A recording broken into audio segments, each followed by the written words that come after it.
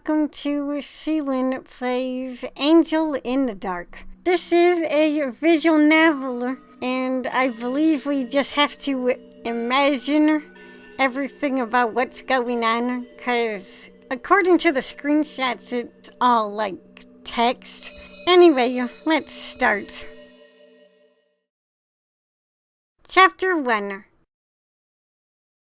Ugh, what's going on? I feel awful. My head. Why am I all wet? Where the fuck am I? Your eyes snap open, but it's so dark you may as well have not bothered. All you can hear is the steady drip of water tinkling away in the background. You're laying flat on your back in about an inch-deep pool of water. It's so cold that you can feel the chill seeping into your aching bones. Everything hurts. Your head is aching, your legs are heavy, and something sharp and hard is digging into your back. It feels like a rock. Judging from the echoes bouncing all around you, you're fairly certain you're in a cave. Hello? No answer, aside from your own scared voice bouncing back off the walls. Groaning loudly, you try to sit up. The moment you move, a wave of sickness rolls over you. Vomit rises in your throat, and you instinctively gulp it back down. You gag, choking on your own bile until you manage to cough up the gloopy obstruction in your throat. Ew.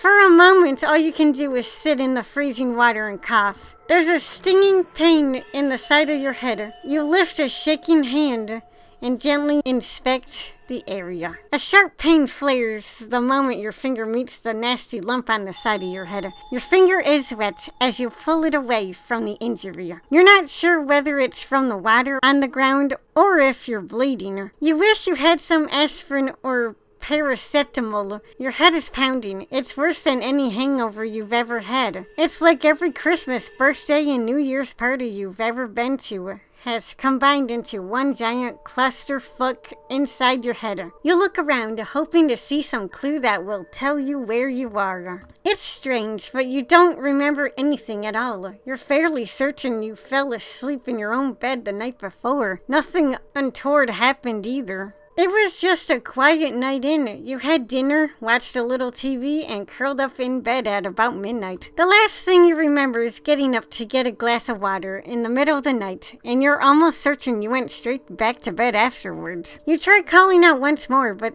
again, no reply. Your eyes are beginning to adjust to the darkness. It's still too dark to see, but at least you can make out vague shapes now. It seems to be a big dark cavern, but there's not much to see. It's mostly just open space. There's a large rock jutting out of the ground not far away, although there's not much more you can make out in the gloom. At this point you feel utterly hopeless. Where the fuck are you? Why can't you remember anything?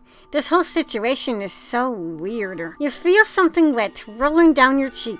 For a moment you think you've been dripped on, but then you realize it's a teardrop. You're crying. You put your head in your hands and cry, whimpering in spite of yourself. It's odd how even when you're all alone in the dark, you instinctively cover your face when you cry. No one ever wants people to think they're weak. There's a small splash not too far away from you. You look up, searching for the source of the noise. Hello? For a moment, silent. You squint into the darkness, straining your eyes, praying that someone is there. You do anything to feel less alone. It's unnerving sitting in the pitch blackness, unsure if you're alone or if someone is watching you. All the old cliches from horror stories are true. The hairs on the back of your neck have stood on end, and goosebumps have broken out all across your arms. Is someone there? Your voice is dry and hoarse, and you wish you had some water to drink, aside from the dirty puddle you're sitting in. There it is again, that splashing sound. Where is it coming from? Your legs ache as you stretch them out in front of you, trying to get the feeling back into your muscles. The moment you move, you start to feel sick again. You slump backwards, muscles failing you, falling back into the freezing water once more. You'd forgotten about the rock that was sticking into your back before, and when you slump backwards you feel a sharp pain as its coarse edge bits into the flesh of your back. Ouch! Fuck. Hello? A voice. Someone's there. Hello? For a moment you sit there stammering, trying to figure out what you should say. You're not sure which question you should ask first. You have so many rattling around inside your head. Before you can figure it out, the girl cuts you off. What's going on? Where am I? She sounds terrified. You look over in the direction of the voice and realize that she sat by the big rock you noticed earlier. You can vaguely make out her outline, resting with her back against the boulder. No idea, I just woke up here. Can you walk? She doesn't answer your question. Instead, she begins sobbing loudly, whimpering in a clear, high-pitched voice. Your voice sounds especially nasty next to hers. Stay there, I'll come over to you. Easier said than done. Your muscles are still dead. You stretch your legs out in front of you once more, pressing your hands against the floor, trying to push yourself onto your feet. You groan as you manage to slowly rise to your feet. For a moment you sway unsteadily, like a newborn lamb trying to take its first steps. You slowly totter forward, making your way over to the rock, and the crying girl sat against it. There's a nasty cramp in your left thigh. It's a burning pain that stabs deep into your leg every time you take a step. I'm just coming. I'll be there in... Opening your mouth was a bad idea. Hot sick rises in your throat, and this time there's no holding it back. With a sudden lurching sensation in your abdomen, you bend forward and puke for what feels like forever. Ew. To the girl, it must sound awful. She wakes up in this strange place, and the only other person with her is emptying the contents of their stomach onto the floor. Are you okay? Ugh, I feel like death. She goes back to crying, so you straighten up and start staggering over to her once more. Your footsteps splash with every pace. You reach the rock and gently sit on it, trying not to accidentally kick the sobbing girl on the ground. You wish you could sit down beside her and put your arm around her shoulders, but you don't. Who knows how long it'd take to get back onto your feet again. Hi, so how are you doing? Or, I'm not sure what's going on here. Oh crap, I wish I could save.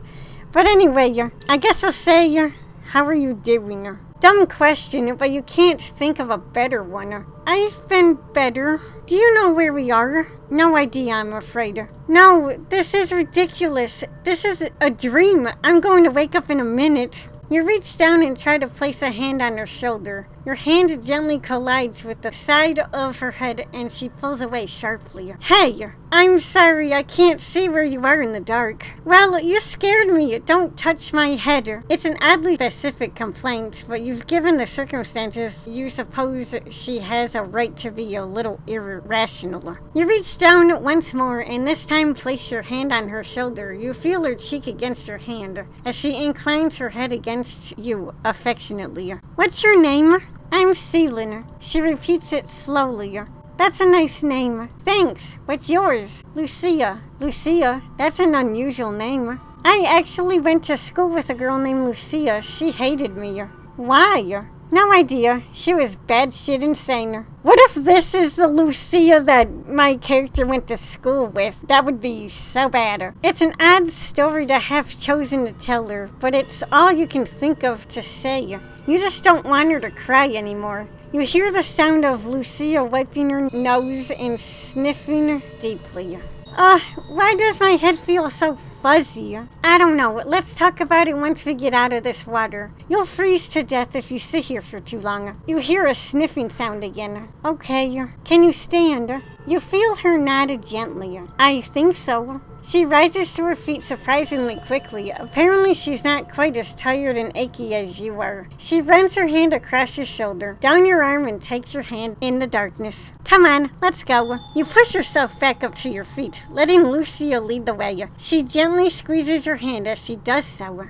Celine, will you promise to never let go of my hand? Of course, I promise. She seems to trust you, pulling you close as she leads you through the darkness. There's a few moments of silence before she breaks it with her chattering teeth. You wish you had a blanket to give her, or anything that could keep her warm. I'm so scared right now. She sounds it. You try your best to sound cheerful as you reply.